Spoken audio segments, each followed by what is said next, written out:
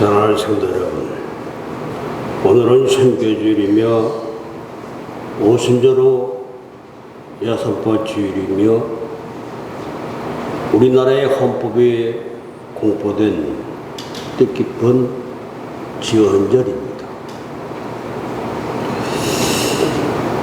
2차 세계대전 때 독일의 나치군은 폴란드를 점령해 바르샤바의 빈민가 지역에 유태인들을 남녀노소 가리지 않고 마구 수용소로 끌고 가 죽였습니다. 이때 이레나 샌들러라는 이 복지사는 시내에 퍼지는 장티푸스를 이유로 위생검사를 받아야 한다며 유대인 아이들을 보호소로 데려가 몰래 이 폴란드 안에 있는 과원, 병원, 보호소로 정말 남겼습니다. 그리고 전쟁이 끝나면 흩어진 아이들이 부모님을 쉽게 찾을 수 있게 간단한 인적 사항을 적어 창고에 숨겨놓기까지 했습니다. 이 이레나 샌들러, 그는 1910년에 출생하여 2008년에 정말 목숨을 잃었습니다.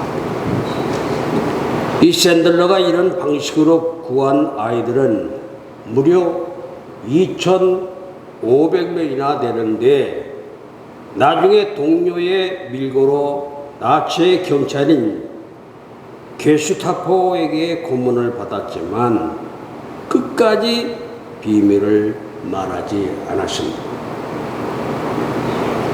고문 후유증으로 노년에는 집 앞에 그 마당에 나가지 못했고 나라에서 뒤늦게 준 훈장을 받으러 가지도 못했습니다.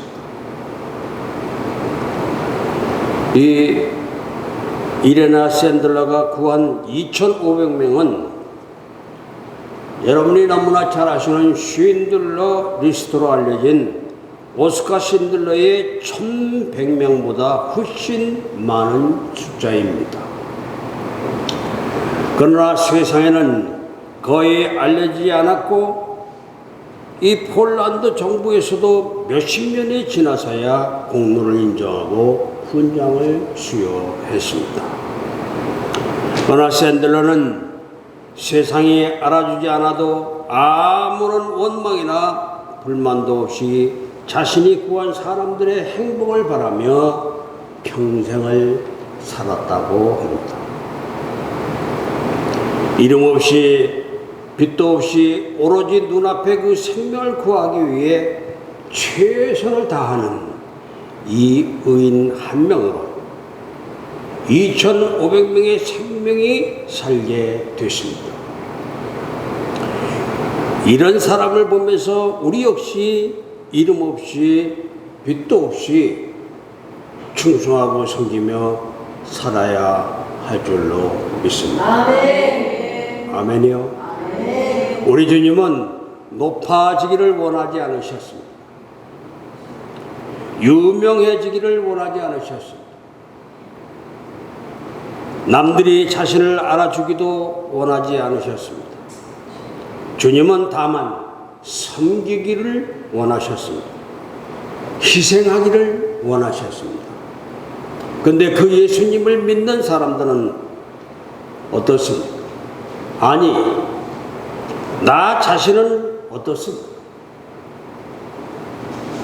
나도 주님처럼 낮아지기를 원하고 섬기기를 원하고 희생하기를 원하십니까?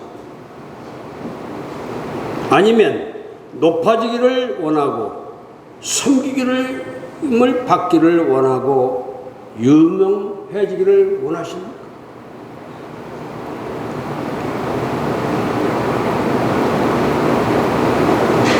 오늘 본문 2절을 보면 주님께서는 사람들의 환호를 받으며 예루살렘으로 올라가십니다. 예수님이 예루살렘으로 올라간 이유는 사람들을 섬기고 사람들의 죄를 대신 지고 희생을 다하기 위해서였습니다. 1~3에 올라오신 예수님은 십자가를 앞에 두고 이렇게 말씀하십니다. 오늘 본문 24절에 내가 진실로 진실로 너희에게 이르노니 한 알의 밀이 땅에 떨어져 죽지 아니하면 그 한 알 그대로 있고 죽으면 많은 열매를 맺느니라고. 아멘이요.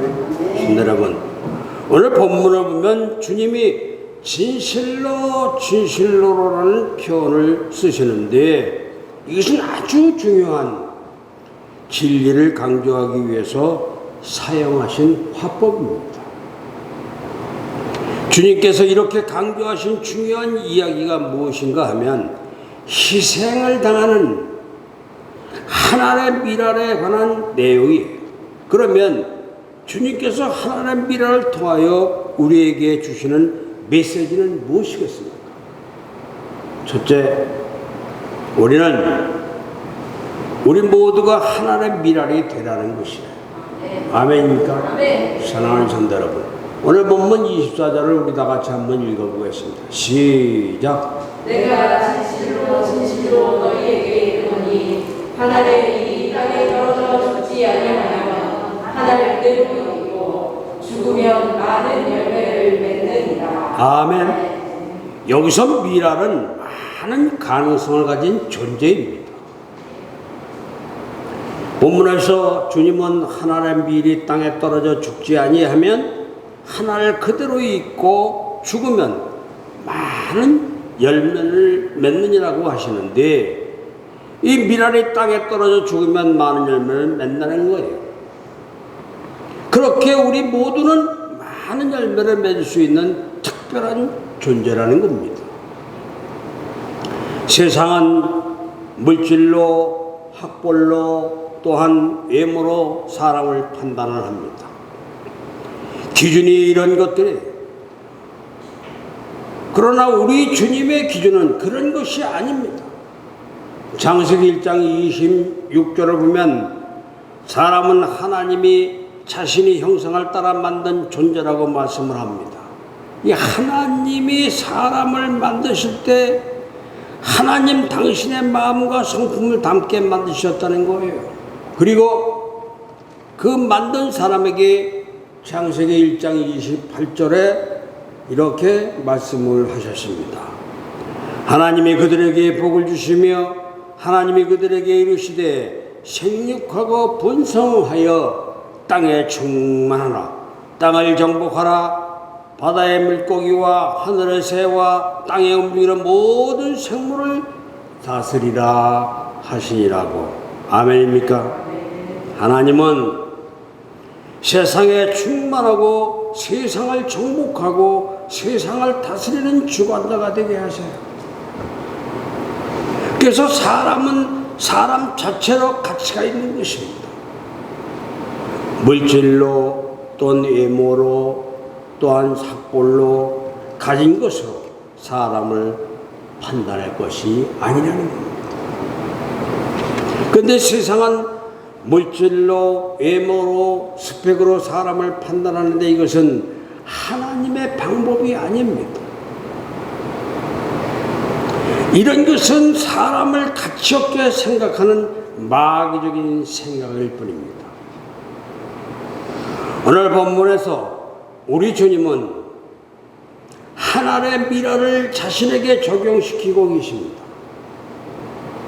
하나님의 미랄. 내가 죽음으로 많은 열매를 맺을 수 있다는 거예요. 주님께서 이 말씀을 당신에게 적용시키면서 강조하시는 것은 우리도 그렇게 되어야 한다는 겁니다. 그래서 진실로 진실로라고 반복하시면서 예수님을 따르는 제자라면 당연히 미랄처럼 되어야 한다는 것을 강조하시는 것입니다. 아멘입니까? 원래 하나님의 형상대로 창조된 우리는 세상에 충만하고 세상을 다스리는 주관자의 명을 받았습니다. 그 죄를 범하고 타락한 이후 인간은 하나님의 축복에서 멀어졌습니다. 우리 조상 아담은 에덴 동산에서 쫓겨나야만 했습니다. 근데 주님께서 십자가에 못 박혀 죽은 그 대속의 은혜를 입은 우리는 새로운 존재가 되어 하나님의 은혜에 다시 동참할 기회를 얻은 것이에요. 우리의 옛사람은 죽었고 우리는 주님의 은혜로 새 사람이 되었던 것입니다. 그래서 고린도후서 5장 17절은 이렇게 말합니다. 그런즉 누구든지 그리스도 안에 있으면 새로운 피조물이라. 이전 것은 지나갔으니 보라 새 것이 되었다고 말씀합니다. 이렇게 우리는 생명의 열매를 맺을 수 있는 미랄이 되었어요. 죽은 미랄이 아니라 생명력이 있는 미랄이 되었던 것이에요. 그러니 이제 우리는 가치 있는 미랄이라는 사실을 확인하고 미랄 같은 삶을 살아야 할 줄로 믿습니다. 학벌이나 그 외모나 가진 것과 상관없이 우리는 생명의 열매를 맺을 수 있는 존재이고 하나님의 영광을 위하여 능히 쓰임받을 수 있는 존재라는 사실입니다. 아멘. 두 번째로 미랄된 우리는 죽어야 한다는 거예요. 죽어야 한다. 사랑하는 성도 여러분, 다시 한번 오늘 본문 24절을 우리 다 같이 읽어보겠습니다. 시작. 내가 진실로 진실로 너희에게 이르노니 하늘에 이 땅에 떨어져 죽지 아니하면 하늘 그대로 있고 죽으면 많은 열매를 맺느니라. 아멘.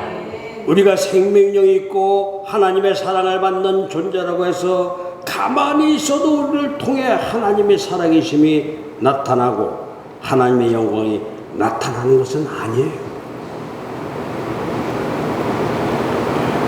이 본문을 보십시오.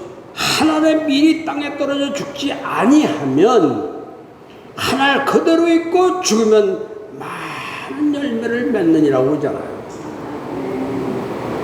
어떻게 해야 한다고 말씀하시면 죽어야 한다는 거예요. 죽어야 한다는 거예요.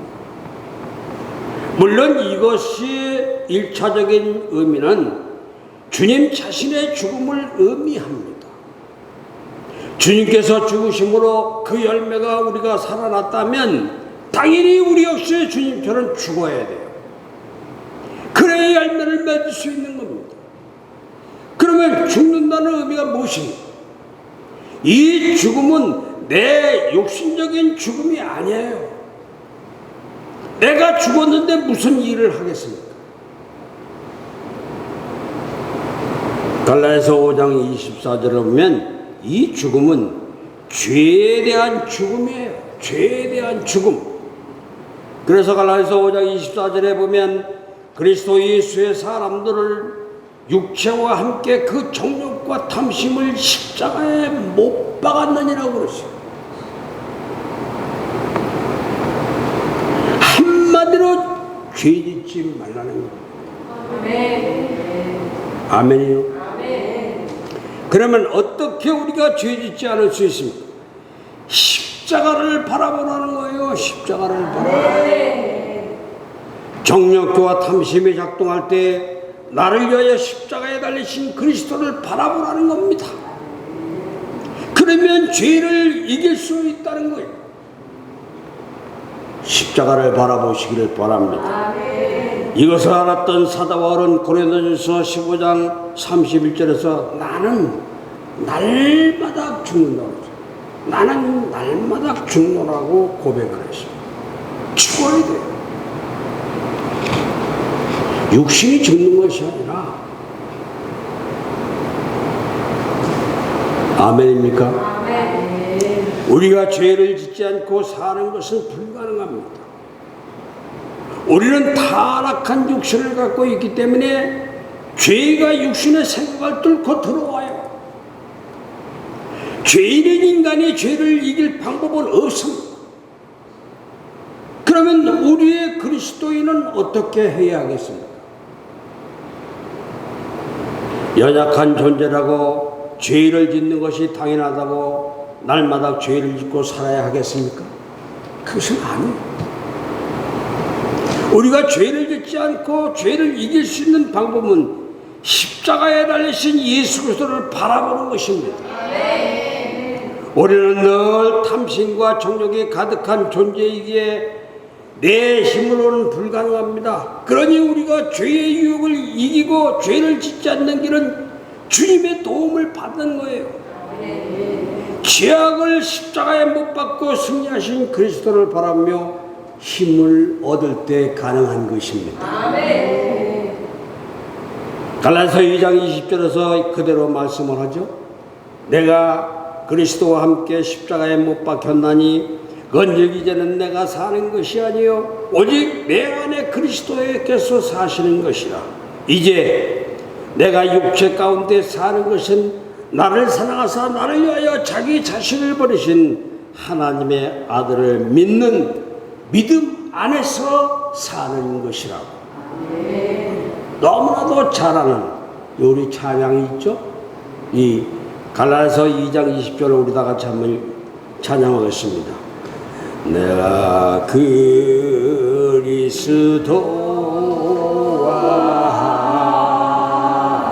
함께 십자가에 못 박혔나니 그런 죄 이제 내가 사는 것 아니요 오직 내 안에 예수께서 사는 것이야.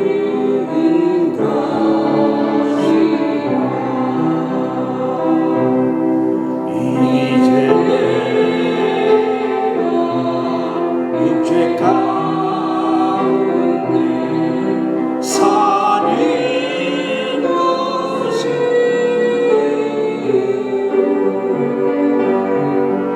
나를 사랑하사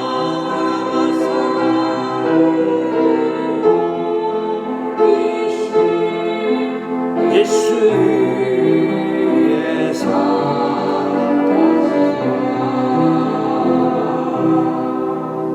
아멘이요. 이것이 무슨 말입니까? 나는 죽었다는 거예요. 나는 죽었다. 나의 욕심과 탐심, 정욕 모든 것은 십자가에 못 박혔기에 나는 죽은 존재고 오직 내 안에 있는 생각과 마음과 뜻은 주의 것이라는 것입니다.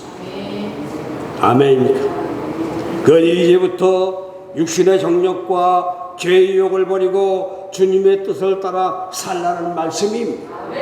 그러니 육신의 욕망과 죄의 유혹이 들어올 때 나를 위해 십자가에 달리신 그리스도를 바라보시기를 바랍니다.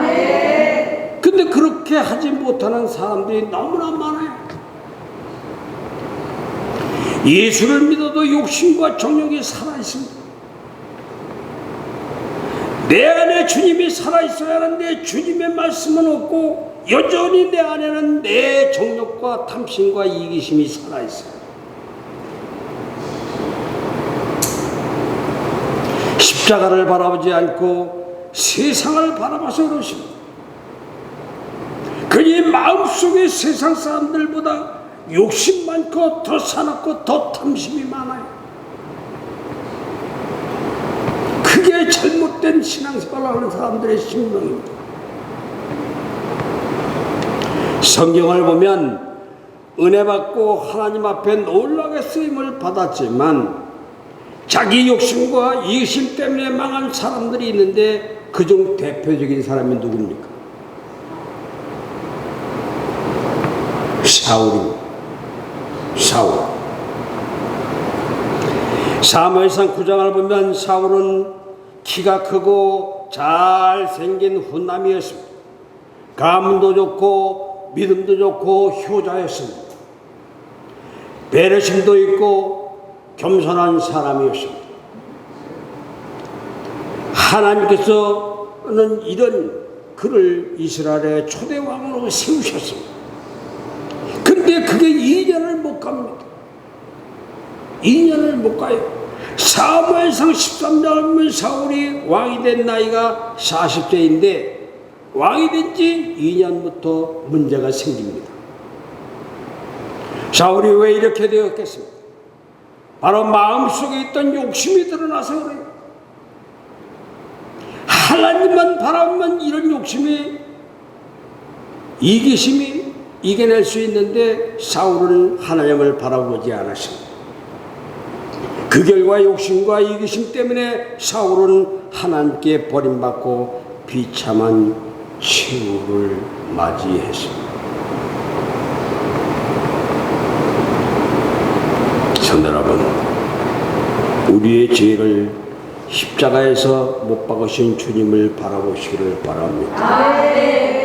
그러면 욕망과 죄악을 이길 수 있습니다. 그러니 십자가에 달리신 주님을 바라며 사시기를 바랍니다. 세 번째로, 우리가 죽어야 우리를 통해 열매가 맺어지는. 사랑하는 성도 여러분, 오늘 본문 말씀대로 예수님이 죽지 않으면 구원의 열매는 없습니다.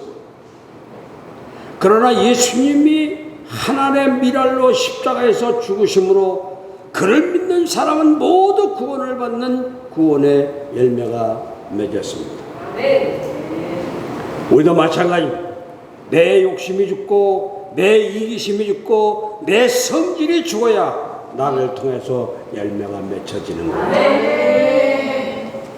초대교회의 바나바라는 사람은 자신의 밭을 팔아 어려운 사람을 구제했습니다. 그리고 안디옥으로 가서 교회를 크게 부흥시켰습니다. 바나바는 바울에게도 큰 도움을 준 사람인데 예수 믿는 사람을 핍박하던 이 바울이 회심을 하자 그를 사도들에게 소개시킨 일입니다. 사도들과 사람들은 바울의 회심이 가짜라고 생각하여 바울을 경계했습니다.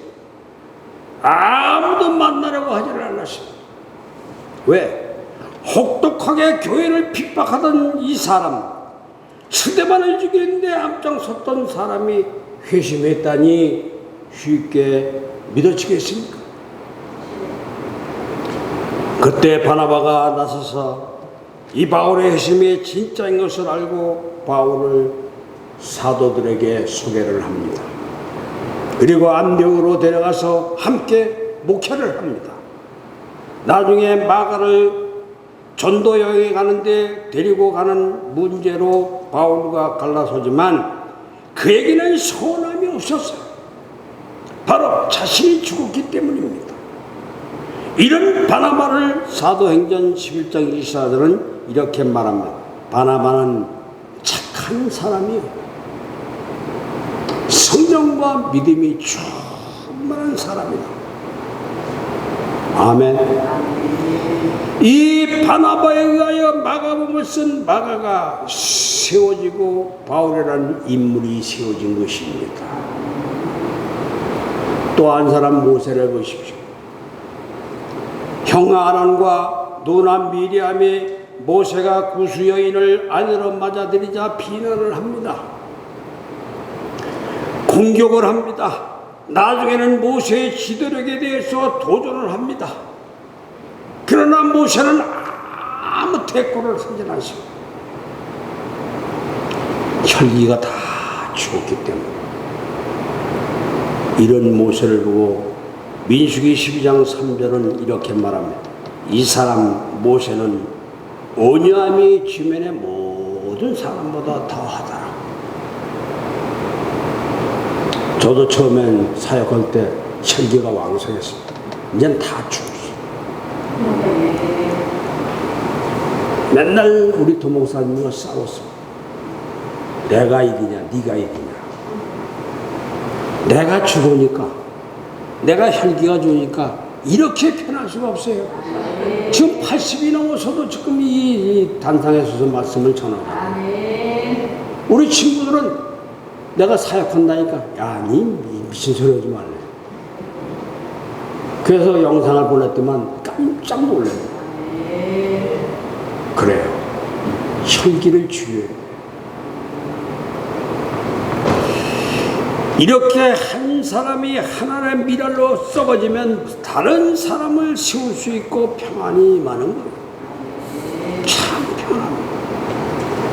거기 우리는 나의 삶의 현장에서 또 이 교회에서 썩어지는 미랄로 살아야 할 줄로 믿습니다. 그래야 하나님의 살아계심이 드러나고 나 개인에게도 주님의 은총이 임하게 되는 거예요. 그러나 내 이기심과 욕심이 살아있으면 이런 일은 불가능합니다. 때로 예수를 믿는 사람도 말합니다. 누구는 성질이 없나? 누구는 자존심이 없나? 버려야 돼요. 예, 없게 하십시오. 내려놓으십시오. 나의 자랑은 성질 없고 자존심 없는 것이 되게 하십시오. 그것이 썩어진 하나님의 미랄로 사는 성도의 자세입니다. 아멘입니까? 1943년 제가 태어나던 해입니다. 2월 3일 밤 미군 수송선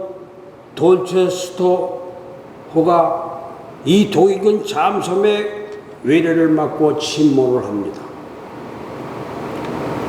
이때 4명의 군목을 잠든 병사들을 깨우고 대피하는 일을 도왔습니다. 이들은 구명조끼를 입지 못한 병사들에게 주저없이 자신의 구명조끼를 벗어주었습니다. 그리고 최후를 맞습니다.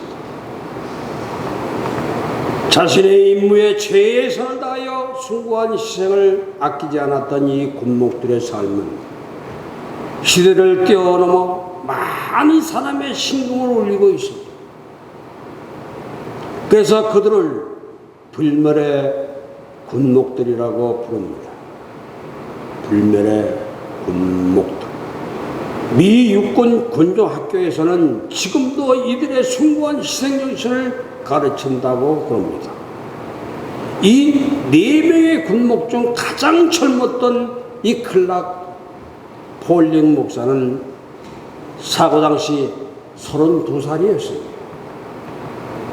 그는 출항 전 부친에게 이런 기도 제목을 부탁했다고 합니다. 아버지, 저의 안전한 귀환을 위해 기도하지 마시고 제가 임무를 다하도록 기도해 주십시오. 자신의 안전보다 임무를 우선시하는 이 목사였기에 죽었지만 지금도 살아있는 불멸의 군목이 된 것입니다. 사랑하는 여러분, 하나님께서 분명 우리에게 맡기신 임무가 있습니다. 사명이 있습니다. 조국이 맡긴 임무, 회사가 맡긴 임무를 생명보다 정말 다해 감당하는 사람은 죽어도 그 감동은 오랫동안 남는 법인데 하나님의 일은 어떠하겠습니까? 아무리 오래 살아도 죽음과 함께 잊혀진 사람이 있는가 하면 짧게 살아도 오래도록 기억나는 사람이 있습니다. 우리 성도들도 그런 성도들이 되어야 할 줄로 믿습니다. 그러면 우리가 썩어진 미랄, 죽는 미랄이 되어야 합니다. 내가 썩지 않고 죽지 않으면 그냥 나만 살 뿐이에요. 그러나 내가 썩어진 미랄, 죽는 미랄이 되면 나도 살고 남도 삽니다. 가정도 살고 이웃도 살고 교회와 국가도 삽니다. 주님은 우리가 그렇게 살기를 원하셔요. 주님이 그러셨던 것처럼 우리도 그렇게 살아야 할 줄로 믿습니다. 썩어진 미랄, 죽는 미랄이 되시기를 주님의 이름으로 축원합니다. 축원합니다. 기도하겠습니다.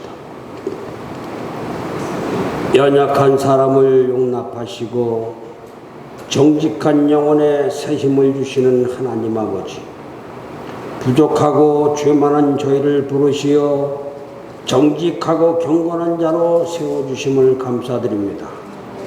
십자가 구속의 은혜를 늘 잊고 살면서도 하루하루의 삶에 지쳐 구원의 신비를 망각하고 살아온 잘못을 불쌍히 여겨 주옵소서.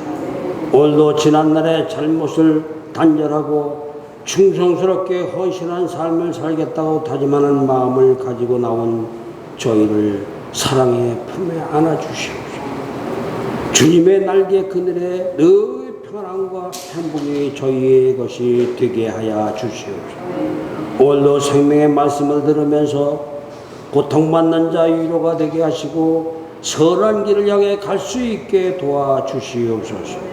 이 교회를 향하여 품으신 하나님의 뜻이 분명하게 이웃과 선교 현장에서 열매를 맺게 하옵시고, 생계를 위하여 불철주야 열심히 땀을 흘릴 때 저들의 창고가 가득히 차는 복을 더하여 주옵소서. 저희로 인하여 이웃들이 하나님의 영접하는 안나저의 역할을 잘 감당하게 하옵소서. 주님의 몸된 교회는 여러 종류의 사람들이 모이는 공동체입니다. 따로따로 구별하여 차별하지 않게 하시고 모든 사람을 용납하는 아량으로 믿음과 사랑과 소망이 차고 넘치는 교회가 되게 하여 주시옵소서. 예수님의 이름으로 기도하옵나이다. 아멘.